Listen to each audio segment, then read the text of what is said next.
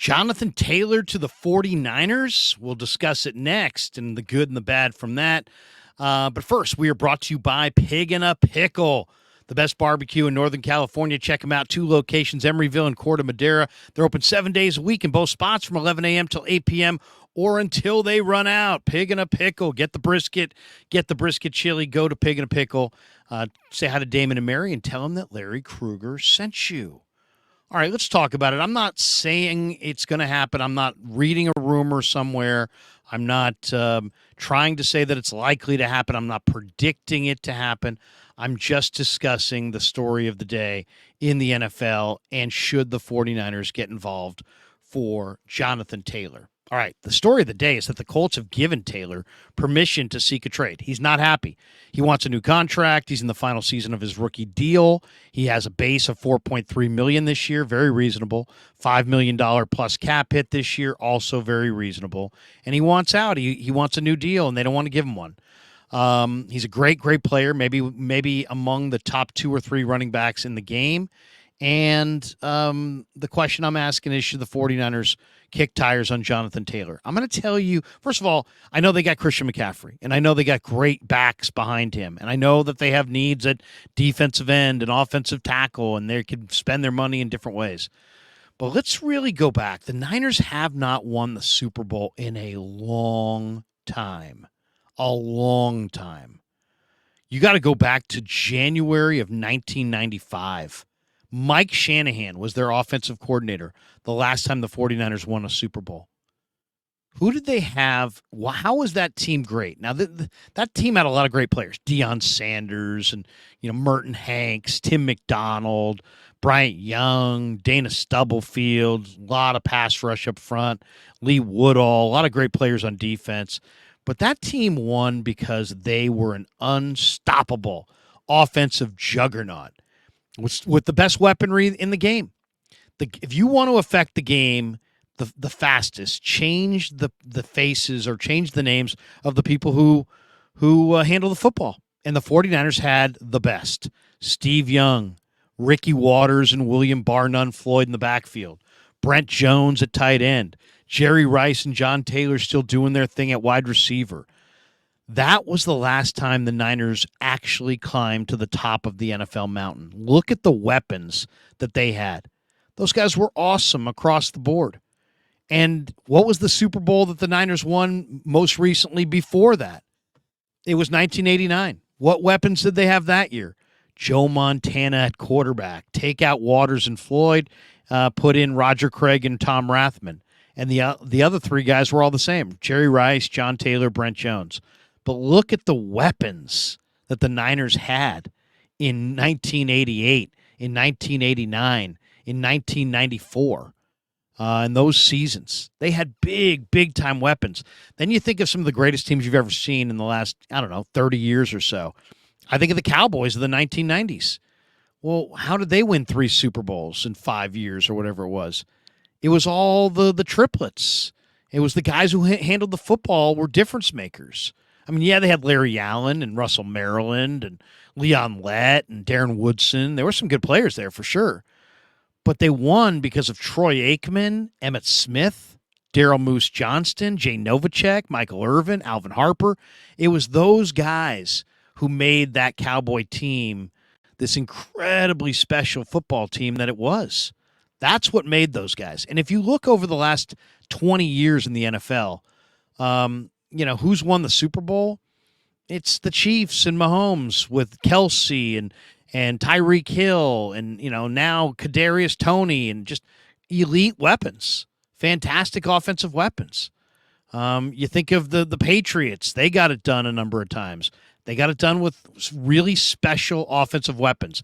Tom Brady, Rob Gronkowski, Julian Edelman. Heck, the Steelers won a couple in there, right? And Roethlisberger, Hines Ward, Santonio Holmes, Heath Miller, some really special players. When you think about the offensive players that those teams had, you're talking, even when the Ravens beat the Niners in New Orleans, Joe Flacco was the MVP of the league. They had Ray Rice. They had Anquan Bolden in his prime, Jacoby Jones, Torrey Smith, good tight end. I mean, they had a lot of players. I mean, there's no question the Ravens had a ton of talent, and it's the guys who handle the football. You think of the Rams when they won a couple years ago with Stafford and OBJ and Cooper Kupp, and they had a lot of really good offensive weapons. The Colts won one of those years, and they had Peyton and Harrison and Reggie Wayne, Dallas Clark, and it's just Denver had Peyton Manning and Demaryius Thomas and Emmanuel Sanders, Vernon Davis, Julius Thomas, who was a great tight end there for a while. So you look at the last 20 years, almost without fail, the teams that won it all had huge, offensive arsenals, and the guys who handled the football were really, really special.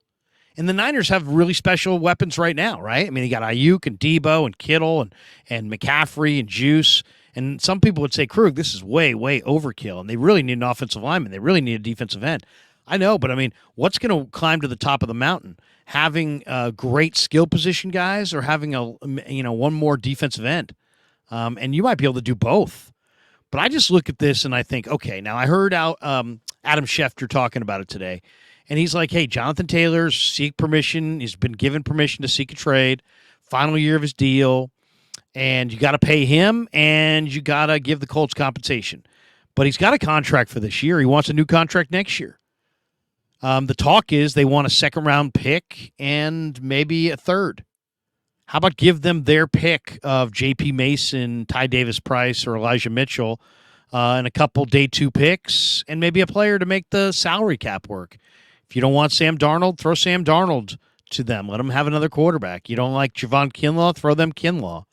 Maybe there's a player on your roster in addition to a pick or two and Ty Davis-Price that they would take for Jonathan Taylor. Almost all the rumors I've seen for Taylor include basically a second-round pick and a player going to Indy for Taylor. So then if it winds up being, let's just say you could get Jonathan Taylor for, a second-round pick, Javon Kinlaw, and Ty Davis-Price. And I don't even know that that's possible. What if you had to trade two twos and Sam Darnold and Ty Davis-Price or J.P. Mason?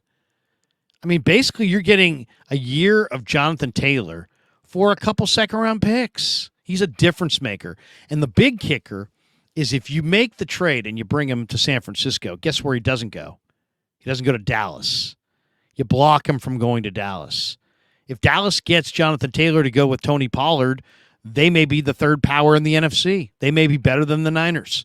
If Kansas City, another team that's rumored to have interest in Taylor, if they got Taylor, it's Isaiah Pacheco and Jonathan Taylor in the backfield with Mahomes. Good luck beating that. Miami is talking about Jonathan Taylor. They're considered the betting favorite. You add the speed that they have and Tua and some of the athletes they have, and then you give them a big-time back like Jonathan Taylor, they could wind up in the Super Bowl. So the Niners are inside their Super Bowl window, and this is a really special player. Let's talk about Taylor for just a second. He's not just another running back. This guy's special. In a lot of ways, he's the prototype. 5'10", 225. He's a New Jersey kid, second-round pick in the 2020 draft out of Wisconsin. He was awesome at Wisconsin. He really was. 12 200-yard games, back-to-back 2,000-yard seasons, won 3 Big Ten rushing titles. This guy, he also ran track at Wisconsin. He won the Doak Walker back-to-back years. He's, in a lot of ways, this guy's the prototype. He runs 4.39. He's got a 146 10-yard split, so he's cooking at 2 steps. He's very, very strong, 17 reps at 225, and he's a home run hitter. He's durable. He doesn't miss games. He's supremely productive. This is a supremely productive player. And he's an all-day deal. This guy's got the everyday, downhill, I'm the guy, I'm going to run it right at you mentality. He's a patient runner. He can run with a bunch of different styles. You want to run him between the tackles and use McCaffrey going outside? Do it. You want to use him between the tackles and preserve McCaffrey for throwing it to him out of the backfield? Play them together? That would be incredible. This guy's got home run, breakaway speed, an elite burst, and he can wear down a defense with the best of them.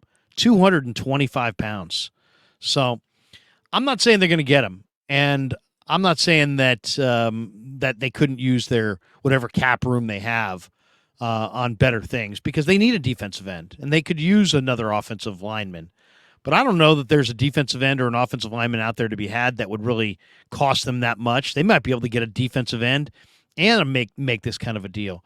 Why would you make this kind of a deal? Because you want to block him from going to Dallas. You want to block him from going to Kansas City. And last two times you won the Super Bowl, you had the greatest collection of offensive weapons in the league. And the way it looks now, if they're going to win the Super Bowl anytime soon, they may again need to have the greatest collection of offensive weapons. They're close right now. I mean, I think Ayuk and McCaffrey and Debo all look like they're primed for career years. But could you imagine how good this team would be if they had Jonathan Taylor and McCaffrey? The cap number's reasonable. You don't have to extend him at the end of the year if you don't want to. And if he has a huge year, why wouldn't you want to? It would give you the most dynamic offensive weaponry in the league today. And you want to run the ball. Everything's about run the ball, play action, pass off, running the ball. Man, you're going to have some back not named McCaffrey taking a lot of carries this year. Who do you want it to be? You want it to be Elijah Mitchell or Jonathan Mitchell or Jonathan Taylor? You want it to be Ty Davis Price or Jonathan Taylor? You like J.P. Mason? I do too. I like Jonathan Taylor more. So there you go. I'm not saying it's going to happen. It most likely won't. I'm not predicting it. I'm not saying it. It's. I'm just saying that when you think of blocking Dallas, Kansas City, Miami, or any other Super Bowl contender from getting one of the best backs in football, and how easy that would be for the 49ers to do, and how relatively inexpensive that would be in a trade, for 1 year on the cap, $5 million, I'd do it. Worry about next year. Football's a year-to-year thing. As Shanahan said, nobody knows if they're even going to be alive by next Sunday. You don't even know if you're going to be around next year. Who knows? Maybe Trent Williams is out for the year next year. Maybe Trent Williams retires and George Kittle decides he wants to go somewhere else. I mean, you just don't know. You don't know what the future is. What you do know is you got a killer defense. You got an incredible collection of talent. You're inside your Super Bowl window. You're hungry as hell to get there. If Lynch, Shanahan, and Jed win a Super Bowl, they're made men. It changes their life. It changes their career arc. It changes their career story. Kyle's a made man with Jed. Jed's a made man with his parents. Lynch is got the Hall of Fame resume that's complete top to bottom with a Super Bowl victory as an executive and a player. He's already in, so he doesn't have to worry about it. But in a lot of ways, this completes his incredible career. I'm just saying, when you're inside your Super Bowl window, that's when you consider deals that you wouldn't normally consider. And it wouldn't be normal for the 49ers to add Jonathan Taylor. But I'll say this. Last year, before the trade deadline, walked up to one of the Niner beat writers. We were talking about trades. Said, hey, 49ers are rumored to be interested in Christian McCaffrey. What do you think? Should the Niners go get Christian McCaffrey? And you know what that guy told me? They don't need him. They don't need Christian McCaffrey. And it's funny, they didn't need Christian McCaffrey. They had Elijah Mitchell. They had Jeff Wilson. They had J.P. Mason. They had other good running backs. But what did we all quickly learn? None of them were CMC. And the Niners went from averaging 26 a game to averaging 33 a game. And there's been an awful lot of people this offseason that said it wasn't Brock Purdy that was the difference. It was Christian McCaffrey. Well, if Christian McCaffrey was the difference, wouldn't you want to, and you're going to use a second back this year, wouldn't you want that back to be, all-world Jonathan Taylor?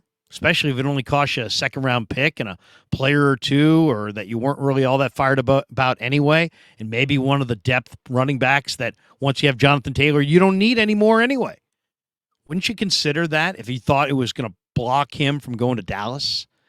Would you trade a couple twos for Jonathan Taylor with TDP if you thought he was going to Kansas City? You might, right? Because you're all about winning the Super Bowl, and now you got one of the best rosters in the league. You don't want him in Dallas. You don't want him in Philly. You don't want him in Kansas City. You don't want him in Miami. I don't want to see Jonathan Taylor in those places. And I would give a couple twos and a player or two to bring him here this year. And if he's awesome, sign him. And if he's not, at the end of the year, you say goodbye. Anyway, just an idea. Not predicting it. I know it's not the practical thing, but man, when you look at the weapons that the Niners had last 2 times they won the Super Bowl, really the last 3 times they won the Super Bowl, they need spectacular weapons to climb to the top of the NFL world. And adding Jonathan Taylor would give them the best weaponry in the entire league. All right, thanks to Pig and a Pickle for being the title sponsor of The Krug Show. Hope you enjoyed the video, and thanks to all you guys for supporting The Krug Show on YouTube.